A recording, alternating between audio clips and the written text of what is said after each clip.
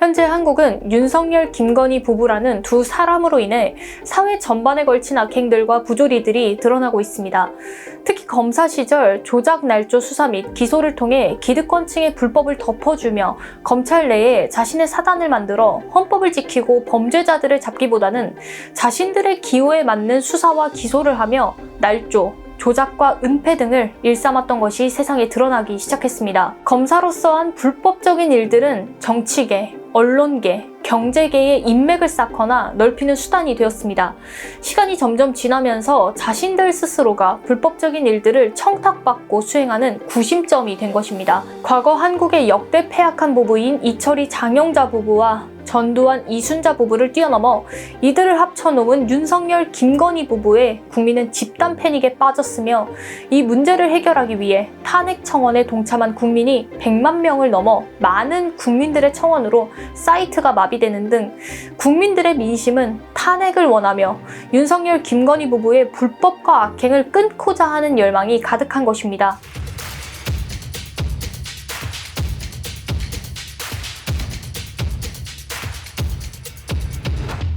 현재 윤석열 대통령의 탄핵에 가장 국민적 공분을 일으킨 것은 최혜병 순직 사건 수사에 대한 외압입니다. 이 사건을 말하기 전에 먼저 이 사건이 일어나게 된 원인 중 하나가 바로 검찰이 도이치모터스 주가 조작을 제대로 수사하지 않았기 때문에 최혜병 외압이 가능했던 것입니다. 또한 그 전에 부산저축은행 불법 대출 사건을 제대로 수사하지 않았기 때문에 도이치모터스 주가 조작 또한 부실 수사로 넘어갈 수 있었던 것입니다. 또한 그 전에 현재 탄핵을 받은 엄희준 검사가 한명숙 모해위증 교사 의혹을 밝히려던 동료 임은정 검사의 수사를 하지 못하게 한 것 때문에 도이치 주가 조작이 부실 수사로 이어질 수 있었던 것입니다. 최혜병 순직 외압은 단순히 윤석열 검사, 검찰총장, 대통령을 몰아낸다고 해결된 문제가 아닌 것입니다. 윤 대통령의 이러한 외압이 가능했던 것은 부실 수사 및 날조를 통한 기소를 해오며 그 자신 스스로가 법을 이용해 대한민국을 떡 주무르듯 한 것이 몸에 배었기에 가능했던 것입니다. 정리해서 말씀드리면 검찰이 기나긴 시간 동안 정치적 기소와 수사를 남발하고 이에 대해 조중동을 포함한 대다수의 수구 언론이 검찰의 범법행위를 동조하고 관망하고 불법을 합법이라 기사화하고 때론 저지른 불법을 검찰이 무마해주며 이들 모두가 대한민국이 법치국가임을 비웃으면서 국민을 무시했기에 가능했던 것입니다. 서두가 좀 길었던 것 같습니다. 다시 원점으로 돌아와 말씀드리면 주가 조작 범죄에 대해 강한 처벌을 받아야 했지만 그렇지 않았고 오히려 윤 정권의 비호 아래 활개를 치던 이종호는 임성근 전 사단장의 구명을 위해 잘 알고 지내던 김건희와 윤 대통령에게 최혜병 사건의 개입을 요청하겠다는 내용의 녹취 파일이 공개되었습니다. 이로써 개입 의혹이 아니라 국방부, 군, 경찰을 동원해 젊은 해병대원을 죽음으로 몰아간 임성근 전 사단장에 대한 처벌을 무마시켰음이 명확해졌고 또한 순직 사건 및 수사 외압 핵심 피의자들에게 거짓 증언을 종용해 윤 대통령 본인의 외압 사실을 은폐하고 진실 규명을 원하는 국민들을 대놓고 기만했다는 것이 만천하에 드러나게 되었습니다. 그런데 여기서 눈여겨보아야 할 점이 있습니다. 녹취 파일이 공개되기 바로 직전의 상황인데요.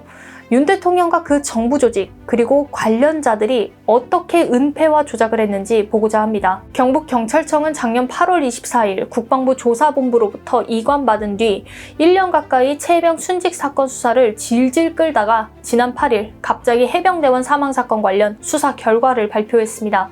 그러면서 수사 결과 브리핑 촬영을 불허하고 비공개로 진행하겠다는 조건을 달았습니다.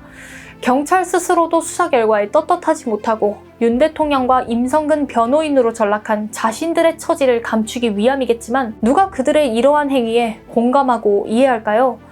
아무튼 여론의 거센 반발에 부딪혀 일부 공개 브리핑으로 전환이 되었습니다. 내용은 아니나 다를까 최혜병 순직 사건 핵심 피의자인 임성근 전 사단장과 똑같은 주장을 하며 브리핑 반 이상의 시간을 임 전 사단장 불송치 결정 사유를 설명하는 데 할애했습니다. 브리핑한 내용을 말씀드리면 해병대 1사단에 있었던 작전 통제권이 호우피해 복구작전 임무를 수행하는 육군 50사단으로 전환되어 임전 사단장은 작전을 지휘할 권한이 없다고 했습니다. 더욱이 수색 지침을 충실히 수행하라는 취지로 임전 사단장이 단편 명령을 내린 걸 직권남용으로 볼 수 없고, 수색작전 태도 지적의 경우 군대의 기강에 관한 사항으로 행정, 군수, 군기, 내부 편성, 훈련 등에 관한 지침 하달이나 현장 점검 등에 관한 권한은 내부 규정에 근거해 충분히 점검하고 지시할 수 있다고 했습니다. 오히려 집중호우 실종자 수색 시 장화 깊이까지 들어갈 수 있다는 한계를 설정해 지시한 7여단장과 임의적으로 수중 수색을 지시한 현장지휘관 포 11대대장과 포 7대대장을 지적하며 이들을 포함해 업무상 과실치사의 공동정범으로 혐의가 인정된다고 판단한 대상자는 총 6명이라고 밝혔고, 정작 임전 사단장은 무혐의 처분을 했습니다. 이 브리핑 직후에 몇 시간이 지나지 않아 임전 사단장은 최해병 순직 사건과 관련해 공개적으로 글을 쓰고 영상을 제작한 기자와 칼럼니스트, 유튜버 등에게 공개적으로 이메일을 보냈습니다. 그 내용은 경북경찰청이 확인한 사실을 토대로 기존의 글을 정정하고, 기존의 글의 취지와 내용이 제 명예를 훼손하는 경우는 오는 20일까지 저에게 사과의 뜻을 개인적, 공개적으로 표시를 요청한다고 하며, 책을 발간한 저자는 책 내용을 정정하고 여의치 않으면 책을 회수하거나 재발간해달라고 한 것입니다. 이어 조치 이행 여부에 대해 임전 사단장 자신에게 문자나 이메일로 통지해 줄 것까지도 요청한 것입니다. 아마도 녹취가 공개될지 몰랐기에 내용을 당당하게 공개하고 이메일을 보낸 것인데 참 우습게 되었습니다. 그리고 바로 다음 날인 9일, 윤 대통령은 나토 순방건으로 하와이에 도착한 지 5시간 30분 만에 속전속결로 최해병 특검법 거부권을 행사했습니다. 그 뒤 대변인실 언론 공지를 통해 어제 발표된 경찰 수사 결과로 실체적 진실과 책임 소재가 밝혀진 상황에서 야당이 일방적으로 밀어붙인 순직 해병 특검법은 이제 철회되어야 한다고 밝혔습니다. 이에 맞춰 국민의힘은 거부권 행사가 마땅하다면서 공신력 있는 수사기관의 결과, 진상규명에 첫 발을 뗐다라며 경찰 수사 결과와 윤 대통령의 거부권 행사에 힘을 실어준 것입니다. 마치 미리 짜놓은 각본처럼 경찰의 수사 발표 후 임 전 사단장은 모든 혐의에서 벗어났음을 스스로 결론지었고, 윤 대통령은 이를 토대로 당당히 거부권을 행사했으며 국힘은 윤 대통령에게 동조를 한 것입니다.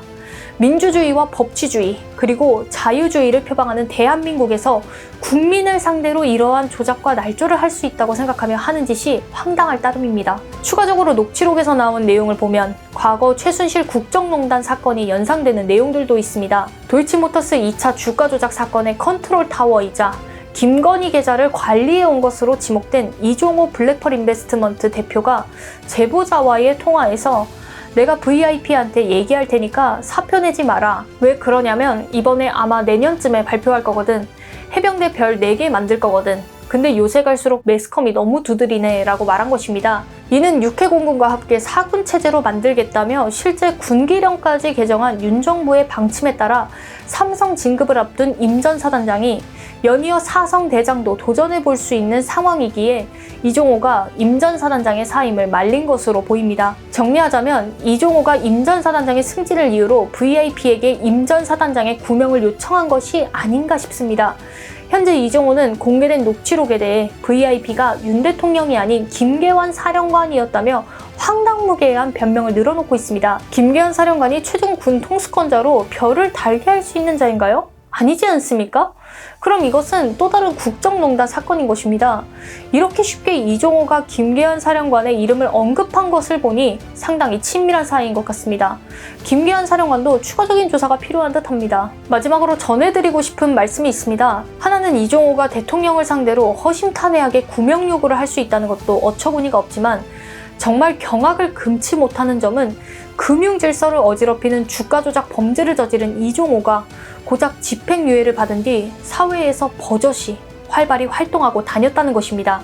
이것은 윤 대통령과 김건희의 비호 아래 검찰 및 사법부가 부실 수사와 재판으로 면죄부를 주었기에 가능했던 것입니다.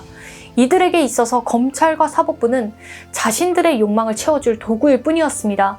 물론 검찰과 사법부가 범죄자를 잡고 사회 질서를 수호한다고 하는 그들의 말에 동의는 하지만 그것은 오직 서민의 테두리 안에서 세우는 사회 질서이고 잡는 범죄자일 뿐인 것입니다. 성역이 없다고 하지만 그 성역 없다는 거짓말을 지금까지 속아주었지만 이제는 더 이상 국민들이 좌시하지 않을 것입니다. 다른 하나는 수구 언론에 대한 것입니다. 조선일보는 불과 몇 달 전 김대중 칼럼니스트의 4월 총선 대차 대조표라는 칼럼을 게재하며 총선에서 여당 패배 시 윤 대통령의 퇴진 가능성을 제기한 것입니다. 그런데 이번에 윤한의 무대가 아니다라는 칼럼에서 윤 정부가 무너지면 대한민국은 수십 년 후퇴한다. 그는 자기가 이 나라의 오늘과 내일을 책임지고 있다는 사명감으로 모든 사적인 것을 넘어서야 한다며 윤 대통령의 계속된 집권을 염두에 두고 쇄신을 강조한 것입니다. 왜 이렇게 논조가 변한 것일까요? 조심스럽게 추측해보건대 조선일보의 치명적인 약점을 윤 대통령이 거머쥐고 있는 건 아닌지 의구심이 듭니다. 이를테면 윤석열 당시 서울중앙지검장이 고 장자연 사건을 포함한 여러 건의 수사를 받았던 조선일보 사주와 비밀회동을 한 것이 취재로 드러난 적이 있습니다. 서울중앙지검장은 주요 정치 및 언론 관련 사건을 많이 다루는 수사기관의 수장입니다. 그런데 당시 조선일보 사주 일가와 관련하여 여러 건의 고소고발 사건이 접수되어 있는 상황에서 언론사 사주와 사적으로 만났다는 것은 검찰의 공정한 수사에 부적절한 것임은 물론이고 언론과 검찰의 유착관계가 의심되는 것입니다. 이는 박상기 전 법무부 장관이 윤석열 총장이 서울중앙지검장 시절 언론사 사주들과 사적으로 만났다는 소문을 듣고 이를 확인하기 위해 윤 총장의 측근인 검찰 출신 법무부 고위 간부에게 사실관계를 물었고 그 간부에게서 소문이 사실이라는 보고를 받았다는 뉴스타파와의 인터뷰를 통해 확인되었습니다. 또한 그 당시 경향신문에 긴 시간 법조기자로 활동한 박내용 논설위원의 윤석열의 나라란 제목의 칼럼이 게재되었습니다.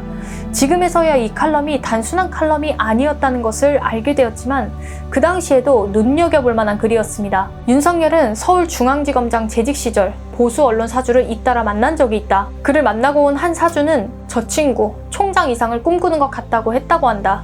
윤 총장 임기는 2021년 8월까지다.